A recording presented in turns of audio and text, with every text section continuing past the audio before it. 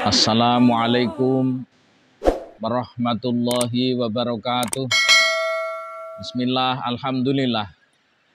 Wassalatu wassalamu ala rasulillah wa ala alihi wa sahbihi wa mawalah. Qala Allahu ta'ala fi kitabillah. A'udzu billahi minasyaitonir rajim. Bismillahirrahmanirrahim. Ya ayyuhalladzina amanu kutiba alaikumus syiyamu kama kutiba alal ladzina min qablikum la'allakum tattaqun. Shadaqallahul adzim. Pemirsa TV Rijalul Ansor, pemirsa TV GP Ansor yang kami muliakan, untuk kali ini saya akan menjelaskan bahwa Allah memilih kepada orang-orang yang berpuasa tidak sembarangan. Ada dua hal di dalam Al-Quran ketika Allah akan mengangkat orang-orang yang berilmu pengetahuan yang tinggi adalah juga didahulukan oleh orang-orang yang beriman. Yang kedua, yaitu Allah ketika akan perintah puasa kepada orang-orang mukmin juga dipilih orang-orang yang beriman, tidak sembarang orang. Yang pertama, Allah Subhanahu wa taala berfirman, yarfa'illahu alladzina amanu minkum walladzina utul ilma darajat. Allah akan mengangkat derajatnya orang-orang yang beriman, kemudian Allah akan mengangkat derajatnya orang-orang yang berilmu, orang yang berpengetahuan.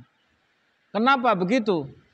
Sangat bahaya, sangat berbahaya kalau ada orang ilmu berpengetahuan tinggi, tapi tidak ada imannya. Di balik siapapun yang ilmunya tinggi, kalau beriman semuanya dunia ini akan selamat, dunia ini akan tentram. Jadi polisi kalau iman, polisi yang baik. Jadi kiai yang berimannya kuat, maka kiai yang baik. Jadi profesor, doktor, kalau imannya kuat, maka orang itu juga orang yang baik. Semuanya orang yang ilmu pengetahuannya banyak, kalau didahulukan imannya dulu, maka orang itu akan tentramkan dunia, dengan siapapun akan tentram. Yang kedua, wahai orang-orang yang beriman, kamu diwajibkan puasa sebagaimana wajibnya orang-orang terdahulu. Tujuan satu adalah la'allakum tattaqun, sebab sangat berbahaya orang puasa kalau imannya rendah, imannya kurang, maka bisa korupsi puasanya, bisa tidak puasa kalau tidak ketahuan orang. Banyak sekarang di mana-mana, di kantor-kantor, di mana saja berbuka puasa bersama, buka bersama, tapi orang itu juga tidak puasa. Sangat berbahaya. Ini lagi digalakan di kantor-kantor, di masyarakat, buka bersama, tapi orang itu tidak puasa. Sangat berbahaya. Hadirin yang berbahagia, kita masuk puasa, berarti kita sebagaimana turnamen sepak bola. Kita main di dalamnya, tapi orang-orang yang tidak puasa, mereka adalah penonton, sering mengucapkan selamat menunaikan ibadah puasa, tapi dia tidak puasa. Setelah masang banner di jalan-jalan, dia langsung merokok atau sarapan. Nah, kita pertama ada babak penyisian, babak 1/16, babak 1/8, babak semifinal, babak final. Ini adalah Ramadan. Ramadan itu adalah bulan yang suci, maka dengan demikian kita harus mempertahankan diri bagaimana puasa Ramadan ini kita bisa Tujuan yang inti adalah la'allakum tattaqun. Orang-orang yang sangat takwa, orang yang kuat, semakin kuat keimanannya. Hadirin yang berbahagia, untuk itu Rasulullah Shallallahu Alaihi Wasallam bersabda, "Lisoimi farhatani, farhatun inda iftarih, wa farhatun inda liqa'i rabbih." Orang puasa itu oleh Allah diberi kebahagiaan dua. Satu, bahagia ketika akan buka puasa. Yang kedua, ketika kita akan ketemu Allah. Jadi orang puasa nanti di akhirat ketemu Tuhan, ketemu Allah. Itu yang paling enak. Yang pertama, Allah memberi keistimewaan bagi orang-orang yang akan buka puasa.